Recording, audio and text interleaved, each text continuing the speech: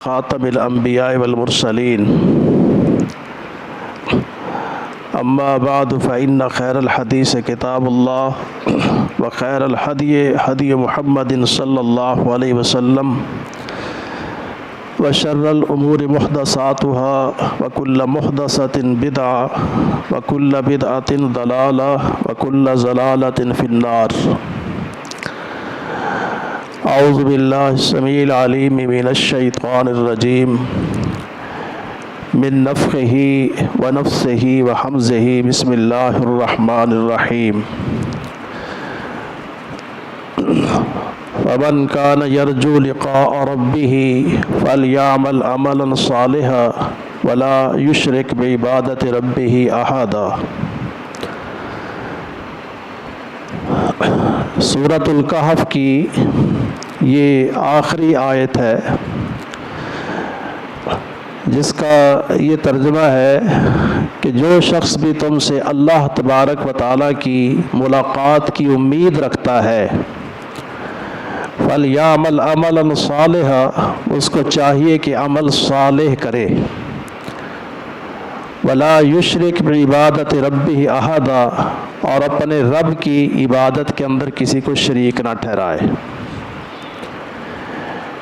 ایک مسلمان کا یہ عقیدہ ہے کہ میرا خالق اور سب چیزوں کا خالق اللہ تبارک و تعالی ہے، اللہ خالق کل شیء،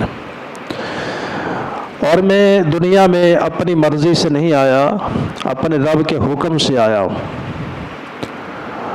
اور ایک وقت لے کر آیا ہوں، جیسے یہ وقت پورا ہو جائے گا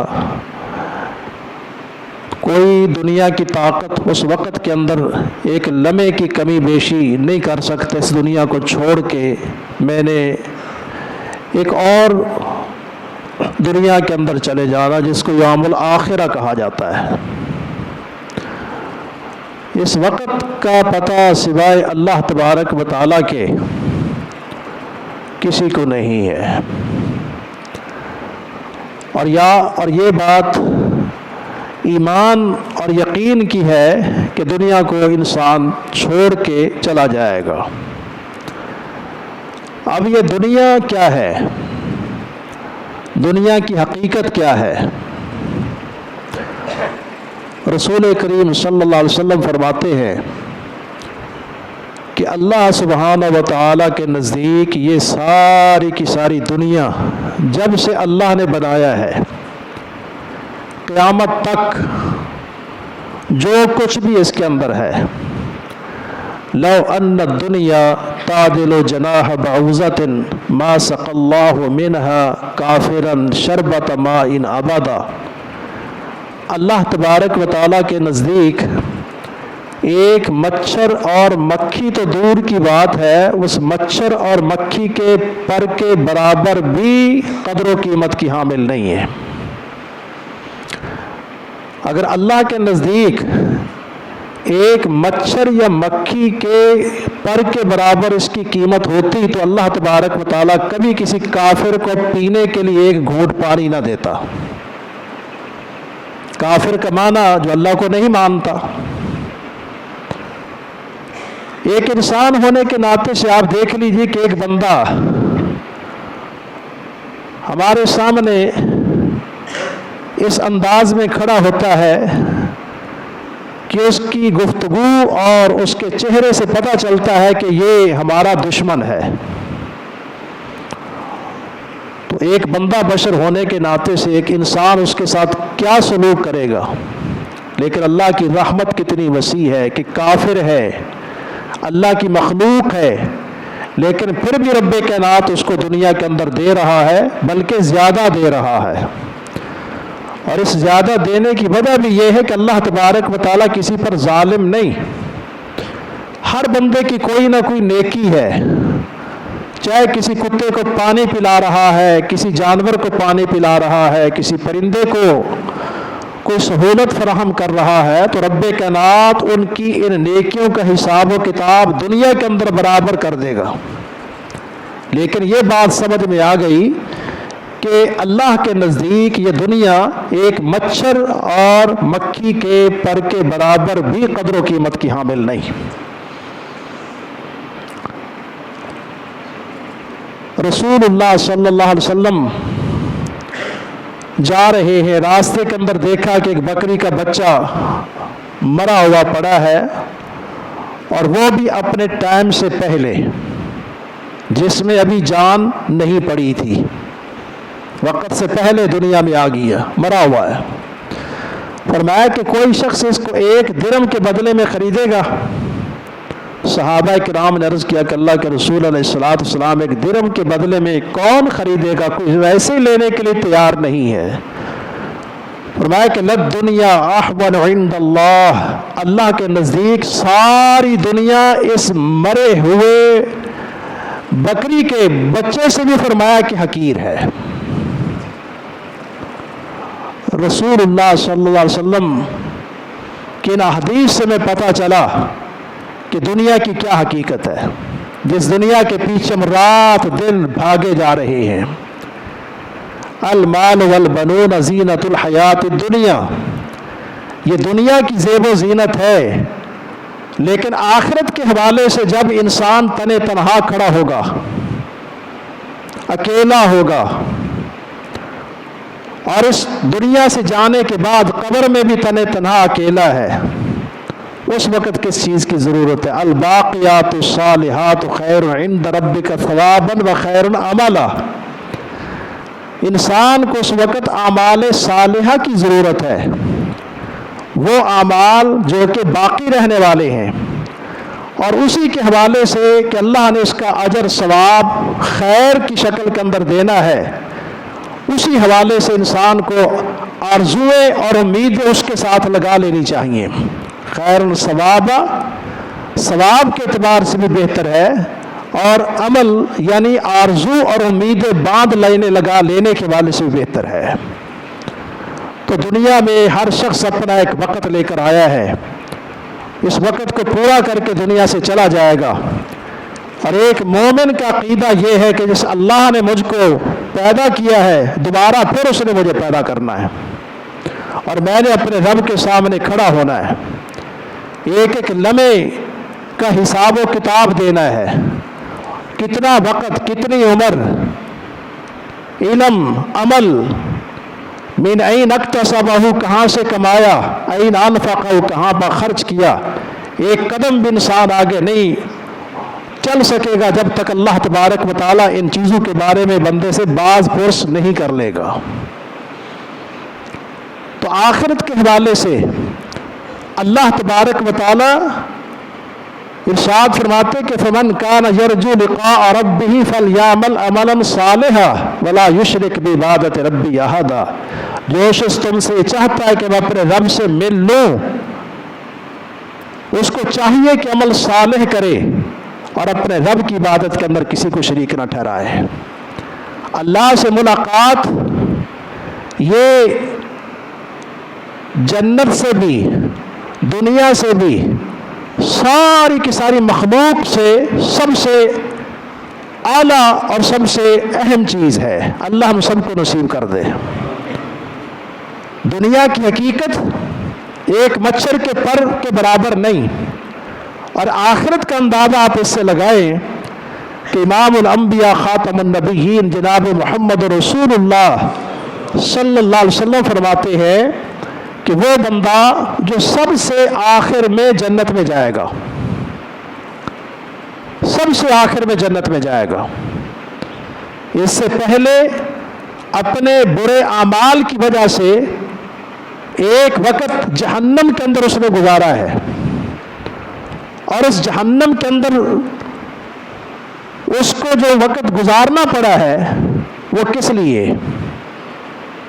وہ اس لیے گزارنا پڑا ہے کہ اس کے جسم کے اندر سے حرام کے ذرات، وہ چاہے خون میں تھے، چاہے گوشت کی شکل میں تھے، چاہے چمڑے کی شکل میں تھے، ان سب چیزوں کو اتار پھینکنا ہے۔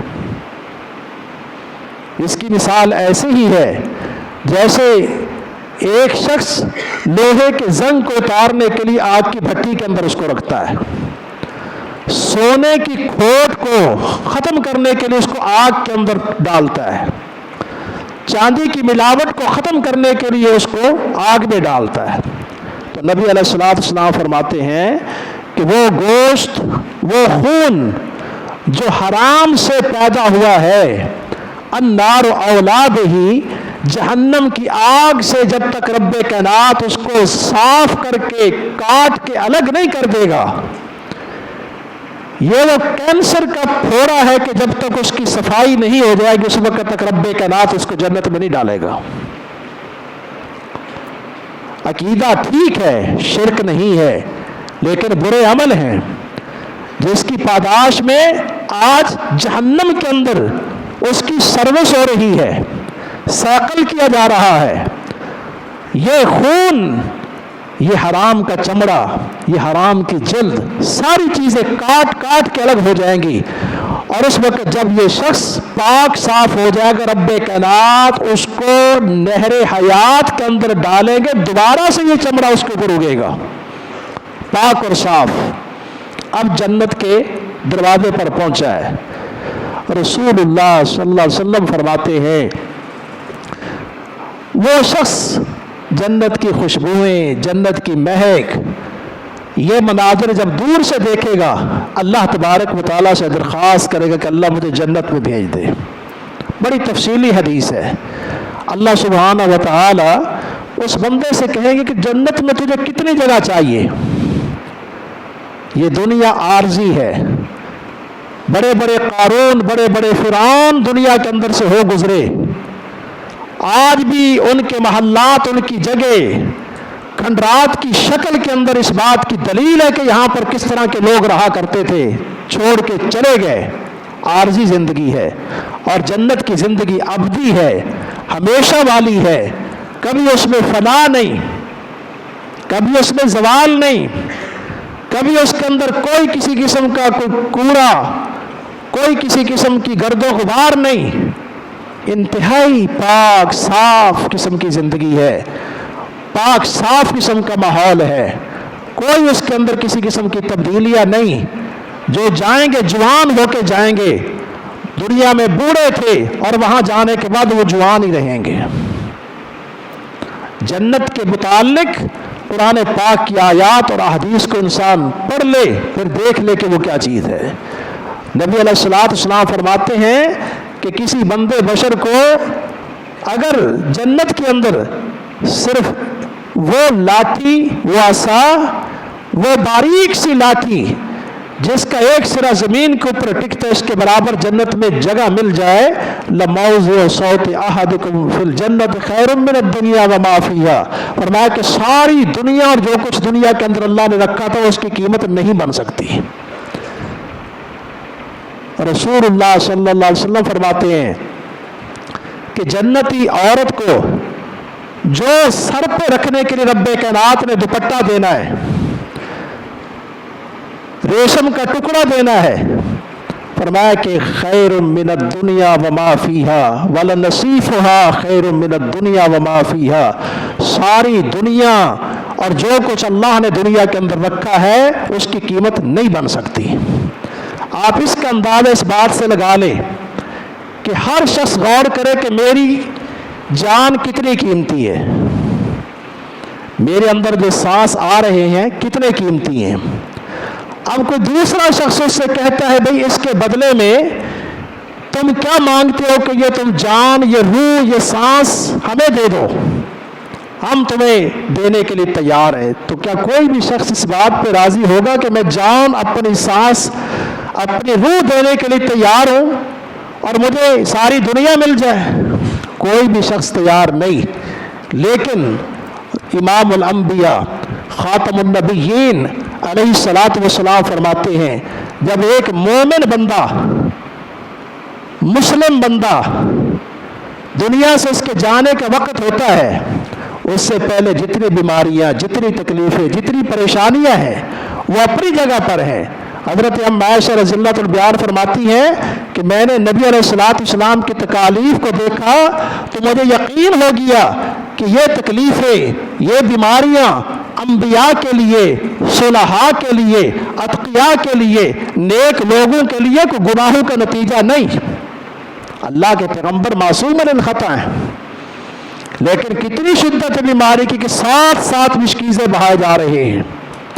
عبداللہ بن مسعود رضی اللہ عنہ بیان فرماتے ہیں کہ میں آپ کے پاس گیا، جیسے میں نے ہاتھ آپ کے ساتھ لگایا تو میں چونک اٹھا کہ اس قدر بخار، اس قدر حرارت۔ نبی علیہ الصلوۃ والسلام کے سامنے جب میں نے اس بات کا ذکر کیا تو آپ نے فرمایا کہ نبی کو جب بخار ہوتا ہے امتی سے ڈبل ہوتا ہے، امتی سے ڈبل ہوتا ہے۔ اشد الناس بلاء الانبیاء لمسل فلمسل، سب سے زیادہ کٹھن قسم کا دور آزمائشیں انبیاء کی ہوتی ہیں، بیماریاں انبیاء کی ہوتی ہیں۔ حضرت ایوب علیہ السلام کی بیماری کو دیکھ لو، ایک دن دو دن کی بات نہیں ہے۔ اس بیماری کے نتیجے کے اندر ان کے خاندان کے سارے لوگ دنیا سے چلے گئے، اکیلے اور بیوی ہے۔ ایک دن دو دن کی بات نہیں ہے، لیکن مایوس نہیں ہوئے، گھبرائے نہیں، پریشان نہیں ہوئے، صبر کر کے بیٹھے ہوئے ہیں۔ اور پھر اللہ سے دعا کرتے رب انی مسنی الضر وانت ارحم الراحمین، اللہ کے سامنے گڑ گڑائے ہیں بغیر کسی قسم کے واسطے اور وسیلے کے۔ اللہ مجھے تکلیف نے چھو لیا ہے اور تو ہی سب سے زیادہ رحم کرنے والا ہے۔ اللہ رب کائنات نے اپنے پیغمبر سے کہا ارکض برجلے کا، اپنی ایڑی زمین کے اوپر مارو۔ زمین کے اوپر ایڑی ماری، رب کائنات نے وہاں سے پانی کا چشمہ جاری کر دیا۔ ھذا مغتسل بارد و شراب، پی لو، نہا لو۔ اللہ رب کائنات نے ایسا صاف شفاف قسم کا پانی نصیب کر دیا کہ جس پانی سے نہائے تو جسمانی زہری بیماریاں ختم، اور جب پی لیا تو اندر کی بیماریاں ختم۔ اس پانی کے اندر رب کائنات نے شفا رکھی ہے۔ ایک وہ پانی ہے جس کو زمزم کہا جاتا ہے۔ حضرت اسماعیل چھوٹے سے معصوم بچے ہیں جس نے دنیا کے اندر کسی گناہ کا تصور بھی نہیں کیا، کہاں سے رب کائنات نے زمزم کے پانی کو جاری کیا؟ مکہ کی پہاڑیاں، پتھر، کرینے بھی لگاؤ تو اس پانی تک رسائی ممکن نہیں، ہو بھی جائے تو کتنی محنت درکار ہے۔